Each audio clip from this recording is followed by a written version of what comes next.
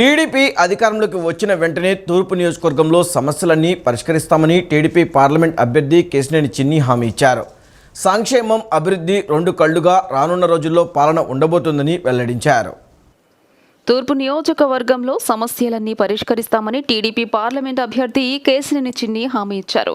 విజయవాడ తూర్పు నియోజకవర్గం గుణదలలో కేశినేని చిన్ని, గద్దె రామ్మోహన్ పర్యటించారు.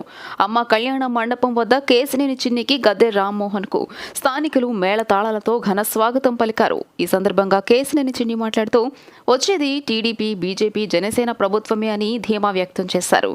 సంక్షేమం, అభివృద్ధి రెండు కళ్లుగా రానున్న రోజుల్లో పాలన ఉండబోతుందన్నారు. యువతకు పెద్ద ఎత్తున ఉపాధికి ప్రణాళికలు రూపొందించామన్నారు. ప్రణాళికాబద్ధంగా నిర్ణీత కాల వ్యవధిలో అభివృద్ధికి బాటలు వేస్తామన్నారు. విజయవాడ పార్లమెంటులో ప్రజలు టీడీపీకి బ్రహ్మరథం పడుతున్నారని కేశినేని చిన్ని పేర్కొన్నారు. అనంతరం గద్దె మాట్లాడుతూ విజయవాడ అభివృద్ధి టీడీపీ హయాంలోనే జరిగిందని వెల్లడించారు. అమరావతి రాజధాని లేకుండా చేసి కక్షపూరితంగా వ్యవహరించారని మండిపడ్డారు. సంక్షేమ బాటలో రాష్ట్రాన్ని నడిపిస్తాం. యువతని వాళ్ళ కాళ్ళ మీద వాళ్ళు నిలబడేటట్టు వాళ్ళు ఉద్యోగాలు వచ్చే ఉద్యోగ కల్పన కృషి చేస్తాం.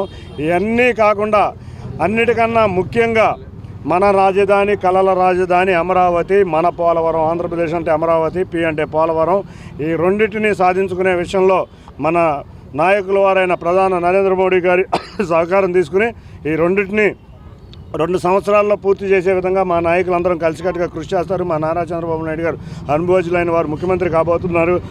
ముఖ్యంగా పవన్ కళ్యాణ్ గారు, మీరు చేసిన త్యాగాలకు ధన్యవాదాలు.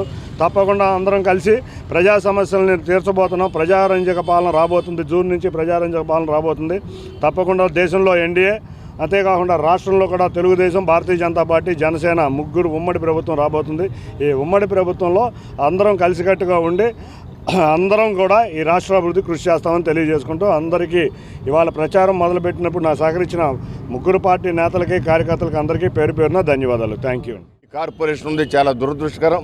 రానున్న కాలంలో ఈ కొండ ప్రాంతంలో మంచినీటి సౌకర్యం సమృద్ధిగా 24 గంటలు ప్రతి ఇంటికి కుళాయి వచ్చే విధంగా ఏర్పాటు చేయడమే కాకుండా రహదారులన్నీ శాశ్వతమైన పరిష్కారంగా రైలింగ్ వేసి మెట్లు కట్టించి వాళ్ళు అన్ని సౌకర్యాలు, మౌలిక సౌకర్యాలు కల్పిస్తామని చెప్పి ఎస్సీ ఎస్టీ సప్లాన్ని మరలా తీసుకొచ్చి కోట్లాది రూపాయల నిధులు ఈ యొక్క డివిజన్లో 5వ డివిజన్లో ఖర్చు పెడతామని కూడా తెలియజేస్తున్నాను. ప్రజలందరూ కూడా గమనించాలా.